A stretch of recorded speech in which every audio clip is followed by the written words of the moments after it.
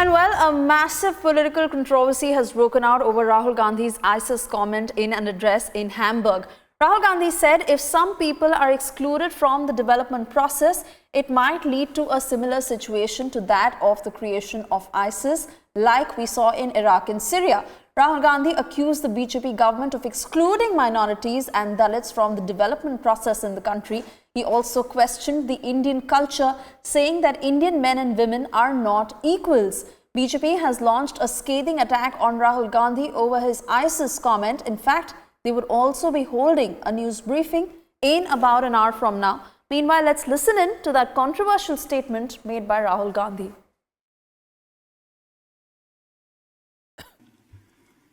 And there was a history to it, so it seemed like a very innocuous decision at the time. It took the United States a couple months to defeat Saddam Hussein's army. Hardly any Americans died. Very limited number of soldiers died. A few months after the invasion,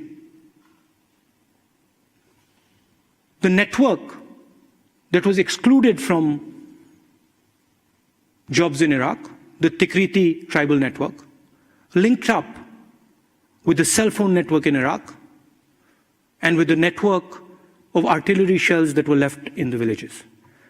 And you got an insurgency that fought the United States and caused massive casualties to the Americans. And it didn't end there. That insurgency slowly entered empty spaces. It entered the empty space in Iraq. It entered the empty space in Syria. And then it connected with the global internet to form the horrific idea called ISIS. And I'm explaining this because if you don't give people a vision in the 21st century, somebody else will give them one. And that is the real risk of excluding large numbers of people from our development processes. Every country faces this risk. If you don't embrace people, if you don't give people a vision, somebody else is going to do it. And that vision might not be a vision that is good for you or good for the world.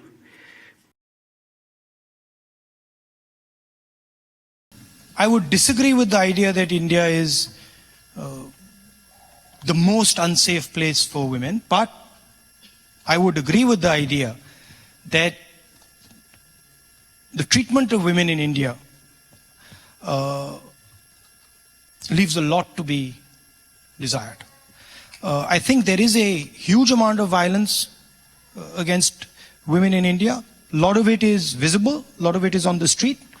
Huge amount of it is invisible, you never see it. It happens in houses. Women never talk about it. I think it is a cultural issue. It is an issue of how Indian men view Indian women.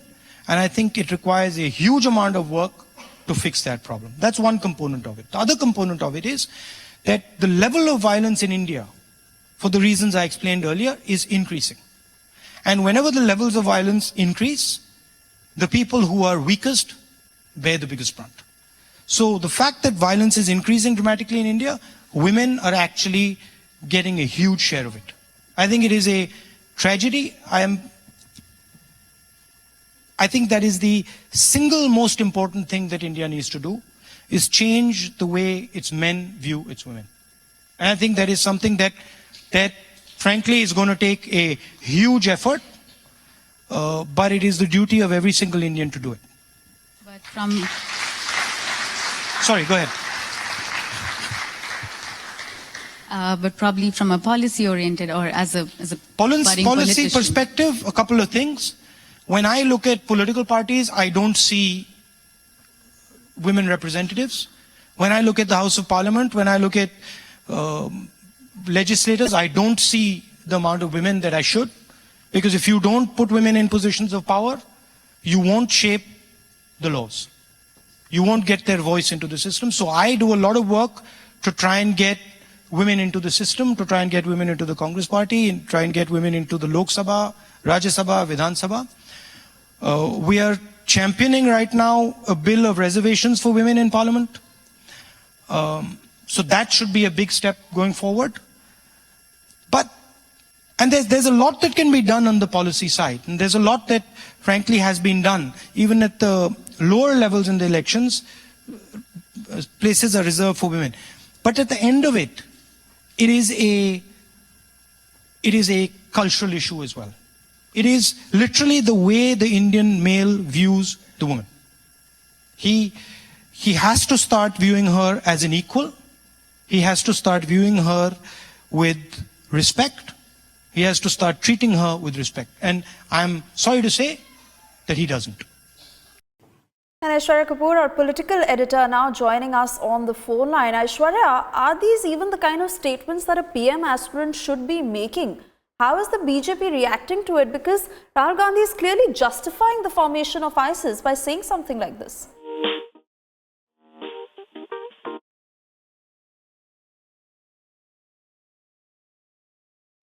Right, we seem to have lost that audio line with Aishwarya Kapoor, but he'll be back with us in a short while as we're trying to connect with him. Meanwhile, you just heard what Rahul Gandhi said. He said that if you don't give people a vision in the 21st century, then somebody else will.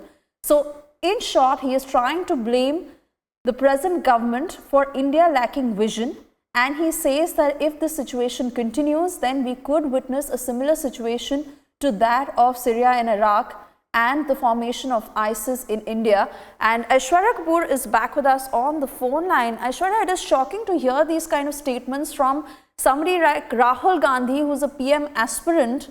Is he trying to justify the formation of ISIS by making such statements? How is the BJP reacting to it? Well, actually, this is something which the BJP is going to make a big hue and cry about. The BJP is going to make a political issue. BJP is not only doing a press conference at 11 a.m. Their national spokesperson Sambit Patra is going to tear into the Congress national president and their top leadership for not only mentioning this, but mentioning it at an international platform where you have representatives of more than 30 countries. The BJP is saying that if this is the ideology, if this is the thought process of the Congress party, the people of India should be wary of it, because he's not only trying to justify the formation of ISIS, he's also trying to state that lack of jobs result in terrorism, and this is something which he's trying to signal, and this is something which just cannot be accepted. Yes, the need of the hour is a number of jobs, there is no doubt about it, and it's there in every economy, not only in India but across the world. But to try and justify for a formation of terrorist groups, and that too, such as that of the like of ISIS, is something which is not only reprehensible, but is also something which just cannot be accepted in today's democratic world.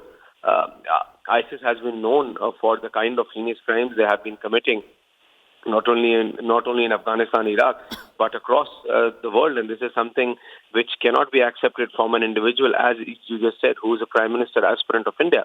India is a multicultural country. There is diversity in India. Irrespective of that, Rahul Gandhi mentioning this and mentioning it to a point that if there are lack of jobs, if the minorities are not looked at, there can be such formations, and this is something which is even being taken as a threat by the BJP. That's what we are being told, that it's going to be a very cheering press conference by the BJP onto the thought process of the Congress National President Rahul Gandhi on this very particular comment of his, which he mentioned in Germany yesterday, and as there were representatives of more than 33 countries, that's what we are being told. BJP says that he's not only embarrassing his party, he is also embarrassing the country. Absolutely, Aishwarya. This is not the first time he's doing something like this. Even several times in the past, he has embarrassed the country, spoken ill about the country at several international platforms. And this particular comment, this particular statement is at its lowest. Let's once again listen in to what Rahul Gandhi had said in Germany.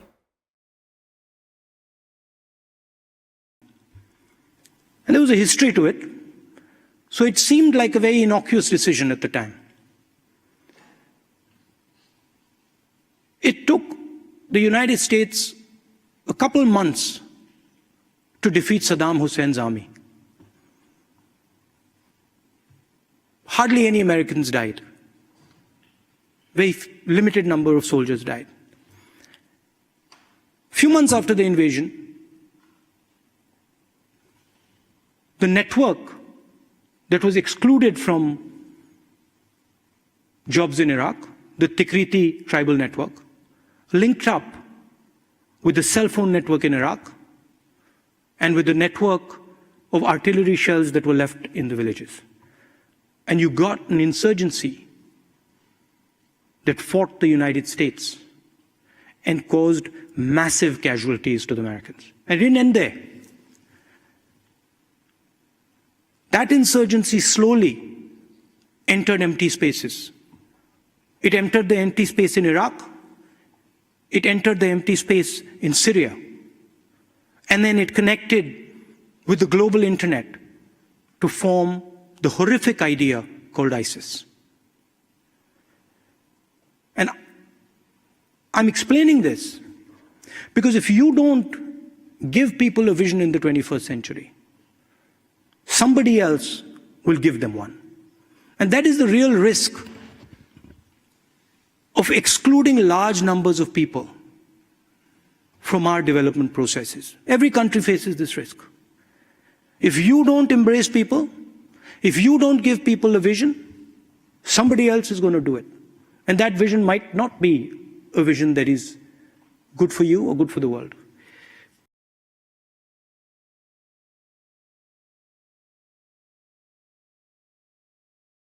Is the PM aspirant and the president of Congress party who has once again embarrassed India and spoken ill about the country at an international platform. He said that India lacks vision and he blamed the centre, he blamed the present government for what the situation is. He also went on to say that if the situation does not improve and if the present government excludes minorities, that's the charge he's making, then India could witness a similar situation like that of Iraq and Syria. In fact, Union Minister Mukhtar Abbas Naqvi has also reacted to this. Let's listen in.